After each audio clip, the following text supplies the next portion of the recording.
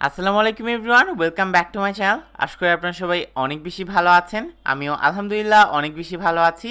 বেশ কয়েকদিন পর আরেকটা ভিডিও নিয়ে চলে আসলাম। সামনে আমার যেহেতু এক্সাম, তাই একটু ব্যস্ততা যাচ্ছে, এই কারণে আমি রেগুলার ভিডিও আপলোড করতে পারছি না। তবে আজকে আমি আপনাদের তৈরি করে দেখাচ্ছি বেকারি স্টাইল মোকা কেক। এই কেকের ফ্লেভারটা খুবই মজা। আমার পেজের অনেক ফেমাস একটা কেক। তো আর দেরি না করে চলুন দেখে আসি কিভাবে এই কেকটা বানিয়ে ফেলতে হয়। তো প্রথমে এখানে আমরা রুম টেম্পারেচারে থাকা 4টা ডিমের সাদা অংশ নিয়ে নিলাম। 4টা ডিমের সাদা অংশ নিতে হবে রুম টেম্পারেচারে। যদি ডিম ফ্রিজে থাকে 1 ঘন্টা আগে বের করে রাখবেন। এরপর আমরা এটাকে 20-30 সেকেন্ড এভাবে বিট করে নেব মিডিয়াম স্পিডে। তারপর আমরা এর মধ্যে চিনি অ্যাড করা শুরু করব। আমরা এখানে মোট চিনি দিব 3/4 কাপ। 1/4 কাপ দিয়ে 3বার দিলেই কিন্তু 3/4 কাপ হয়ে যাবে। আমি অল্প অল্প করে চিনি দিব আর বিট করে নেব। যখন এটা বিট করতে করতে মোটামুটি একটা ক্রিমি টেক্সচারে চলে আসবে, এটাকে বলে স্টিফ পিক্স, তখন আমরা এর মধ্যে আমাদের ডিমের কুসুমটা অ্যাড করে দিব। আমরা 4টা ডিমের কুসুম এখানে অ্যাড করে দিয়েছি। তারপর দিয়ে দিচ্ছি 2 টেবিল চামচ পরিমাণে কফি। এখানে ইনস্ট্যান্ট কফির 2টা প্যাকেট 2 টেবিল চামচ পরিমাণে কুসুম গরম পানির মধ্যে আমি মিক্স করে নিয়েছি। আরও দিয়ে দিলাম 1 চামচ পরিমাণে কফি ইমালশন আর 2 টেবিল চামচ পরিমাণে এখানে সয়াবিন তেল। তো এই তেল দিয়ে এটাকে 10 সেকেন্ড বিট করে নিয়েছি। এখন আমরা ড্রাই ইনগ্রিডিয়েন্টসগুলো মিক্স করে নিব। আমরা এখানে ড্রাই ইনগ্রিডিয়েন্টস অ্যাড করছি অলমোস্ট 1 কাপের মতো। আপনি এখানে 1/4 কাপ দিয়ে 3বার দিয়ে দিলেই হবে, মানে অর্থাৎ 3/4 কাপ। আর একটু বেশি দিলেও কোনো প্রবলেম নেই। তো এটাকে আমি 2-3বারে মিক্স করব। আর এখানে 1 চা চামচ পরিমাণে ইউজ করব বেকিং পাউডার আর 1/4 টিস্পুন পরিমাণে বেকিং সোডা। তো সব কিছু দিয়ে আমরা এটাকে আলতো করে মিক্স করে নিচ্ছি। খুবই আলতো করে মিক্স করতে হবে, একটু একটু করে মিক্স করে নেবেন ঠিক এইভাবে। তো আলতো করে মিক্স করতে করতে দেখবেন এরকম একটা ব্যাটার তৈরি হয়ে যাবে, একদম ক্রিমি একটা ব্যাটার, খুব বেশি ফ্লাফি হবে না।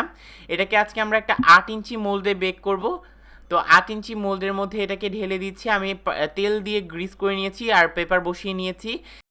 এটাকে 160 ডিগ্রি সেলসিয়াস প্রিহিটেড ওভেনে 30 থেকে 35 মিনিটের মতো বেক করে ঠান্ডা করে স্লাইস করে নিয়েছি। এখন এটাকে ডেকোরেশন করে নেব। একটা লেয়ার বসিয়ে দিলাম, দিয়ে দিচ্ছি এখানে কফি সিরাপ। এখানে আমি 2 টেবিল চামচ পরিমাণে চিনি 1 কাপ পরিমাণে পানিতে গুলিয়ে 1 চা চামচ পরিমাণে এখানে অ্যাড করে দিয়েছি আমি কফি। এখানে নর্মাল ইনস্ট্যান্ট কফি ইউজ করেছি।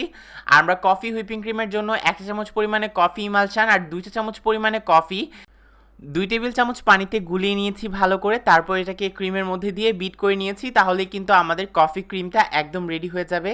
এভাবে করে খেয়ে দেখবেন, খুবই মজা লাগে। এই কফি ফ্লেভারের কেকটাও অনেক বেশি মজা হয়। এখন আমরা এইভাবে প্রত্যেকটা লেয়ারে ক্রিম দিয়ে দিলাম। এখন 4 সাইড দিয়ে আমরা এইভাবে ক্রিম দিয়ে দিব। আপনারা সবাই জানেন, যারা আমার চ্যানেল ফলো করেন তারা কিন্তু অবশ্যই জানেন কিভাবে কেকটা ডেকোরেশন বা ক্রাম কোট করতে হয়।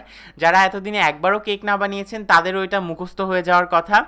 তো তারপর আমরা ওপরেও ঠিকভাবে ক্রিম দিয়ে দিব। তারপর চারপাশ আমরা আগের মতো করে একটা স্প্যাচুলা অথবা স্টিলের স্কেল অথবা আপনার ভিজিটিং কার্ড দিয়েও এটা স্মুথ করতে পারেন। ব্যাপারগুলো খুবই সিম্পল, জাস্ট একটু মাথায় রাখতে হবে, তাহলেই হবে। তো এইভাবে আমরা ফার্স্টে ক্রিমটাকে স্প্রেড করে দিলাম। এরপর আমরা চারপাশেও এটাকে স্মুথ করে দিব। তারপর একটা স্ক্র্যাপার অথবা একটা ভিজিটিং কার্ডের সাহায্যে আমরা এটাকে স্মুথ করে নিব। তাহলে আমাদের কেকের ফিনিশিংটা অনেক সুন্দর হয়ে যাবে। তো এটা হলো প্র্যাকটিসের ব্যাপার, একটু একটু করলেই কিন্তু আপনাদের এটা হাতে চলে আসবে একদম। এটা আমার একটা পেজ থেকে অর্ডার ছিল।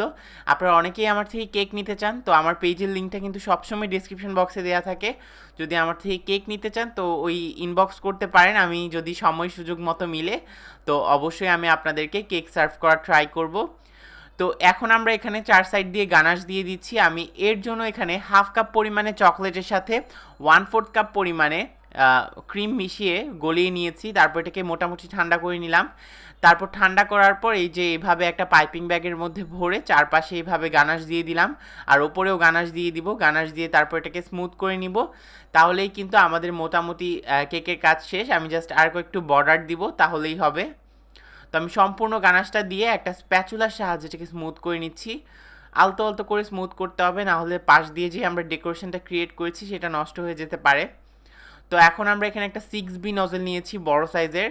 এইটা দিয়ে আমরা এইরকম ডলাপ করে নেব। এটাকে কি বলে আমি জানি না, এটাকে মোদাকের মতো দেখা যাচ্ছে। যাই হোক, এটাকে আমরা চারপাশে এইভাবে দিয়ে দিব। একদম পুরো কেকটাকে, তাহলেই কিন্তু আমাদের কেকের ডেকোরেশন একদম শেষ। আর আমি নিচে একটু বর্ডার দিব, একটা ছোট সাইজের স্টার নোজেল নিব, ছোট সাইজের স্টার নোজেল দিয়ে আমরা একদম একটা ডট ডট দিয়ে শিউলি ফুলের মতো করে নেব। এই ফুলটা আমি কিভাবে করি, এটার অনেক বেশি রিকোয়েস্ট ছিল, সেটাই দেখাচ্ছি।